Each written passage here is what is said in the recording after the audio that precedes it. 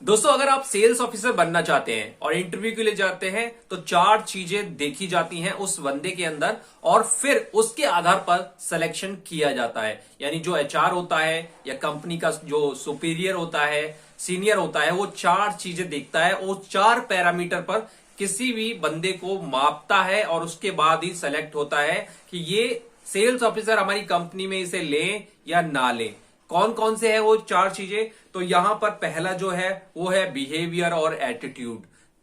क्या चीजें इसके अंदर होती हैं, क्या क्या चीज जरूरी है, वो मैं आपको आगे डिस्कस करूंगा। दूसरी जो चीज होती है किसी भी सेल्स ऑफिसर के अंदर, नॉलेज वाला पार्ट। तीसरी जो चीज है स्किल्स, और चौथी जो चीज है उसका सीवी, उसका रेज्यूमे। क्या चीजें हैं डिटेल्स में जानते हैं इस वीडियो में, ताकि आपको अगली बार सेल्स ऑफिसर का जो इंटरव्यू देने जा रहे हैं वहां पर सिलेक्शन आपका पक्का हो। यही काम आप एएसएम में भी कर सकते हैं। अगर आप सेल्स ऑफिसर हैं, एएसएम के लिए जा रहे हैं, तो इन्हीं 4 पैरामीटर पर एएसएम के लिए भी सिलेक्शन किया जाता है। चलिए दोस्तों, वीडियो को स्टार्ट करते हैं।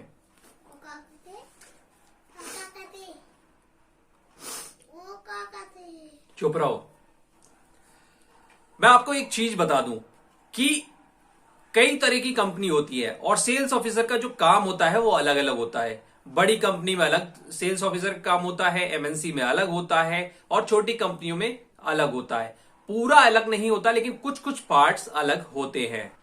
तो सबसे पहला जो है वो है टारगेट ओरिएंटेड, यानी कि रिजल्ट ओरिएंटेड होना चाहिए वो बंदा जो सेल्स ऑफिसर के लिए जा रहा है। उसने पहले क्या किया है, किस तरीके का उसका माइंडसेट है, क्या अचीवमेंट किया है पुरानी कंपनी में, ये आपसे डिटेल्स पूछी जाएगी और उसी पर आपको उसमें से ही वो एचआर फाइंड आउट करने की कोशिश करेगा। दूसरा है पेशेंस कितना है। इस जो बंदा है इसके अंदर पेशेंस कितना है। वो कोई आपसे स्टोरी पूछ सकता है कि आपका एक्सपीरियंस रिटेलर्स के साथ ऐसा कुछ हुआ हो या डिस्ट्रीब्यूटर के साथ हुआ हो, कुछ भी ऐसा करके जहां से वो फाइंड आउट कर सके कि आपका पेशेंस लेवल कितना है। तीसरी जो चीज है डिसिप्लिन, आप कितने डिसिप्लिन हैं।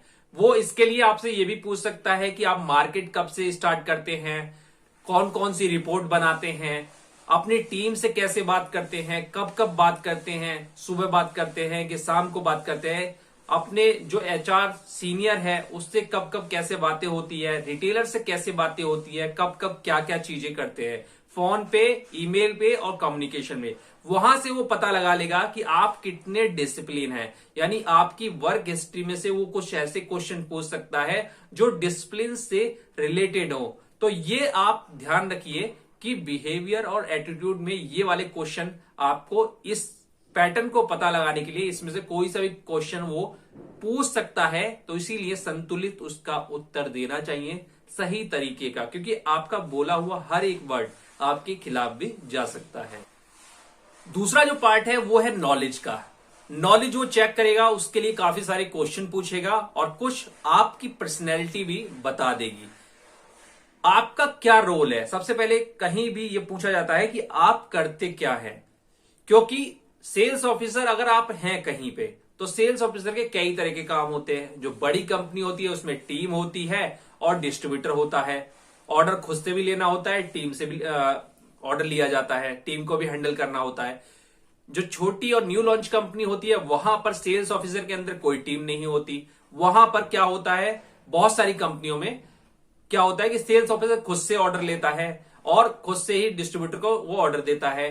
तो टीम हैंडलिंग कहीं होती है और कहीं टीम हैंडलिंग नहीं होती। बाकी काम सारे सेम होते हैं। इसीलिए आप जो जिस भी कंपनी में जा रहे हैं तो आप ये समझ लीजिए कि वहां पर सेल्स ऑफिसर का रोल क्या होता है, उसी अकॉर्डिंग आपको इंटरव्यू में बताना है।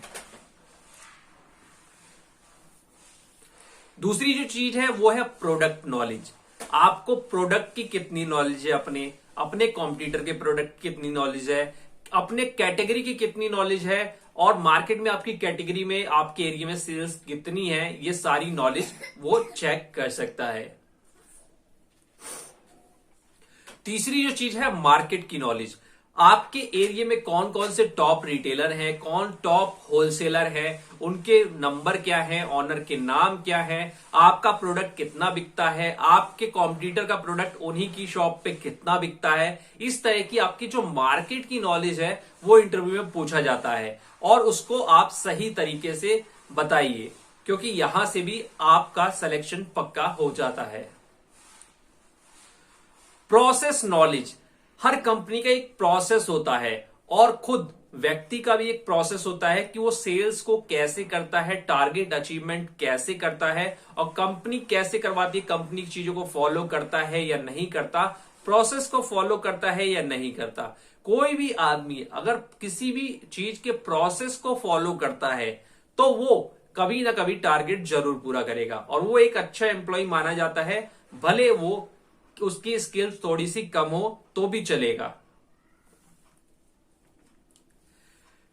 तीसरी जो सेट है वो है स्किल्स। स्किल्स चेक की जाती है कि आपकी प्लानिंग स्किल्स कैसी है, आपकी जो टीम है वो जो डेली सेल्स विजिट होती है किस तरीके से आप वो विजिट करते हो, यानी पीजेपी प्लान कैसे बनाते हो अपना, अपनी टीम का, और उसको फॉलो कैसे करवाते हो, फॉलो करते हो नहीं करते हो, टारगेट को कैसे डिवाइड करते हो मंथ में, ईयर में, 3 मंथ में, 6 मंथ में, और किस तरीके से उसे अचीव करने के लिए क्या क्या एक्टिविटी करते हो। तो ये है प्लानिंग आपकी कितनी अच्छी है, वो ये समझने की कोशिश करते हैं।